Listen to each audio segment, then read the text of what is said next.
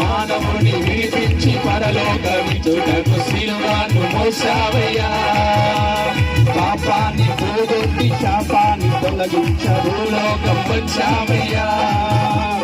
మానవుని విడిపించి పరలోకమిచ్చుటకు సిలువను మోసావయ్యా. కన్నీరే తుడచావయ్యా, సంతోషాన్ని ఇచ్చావయ్యా.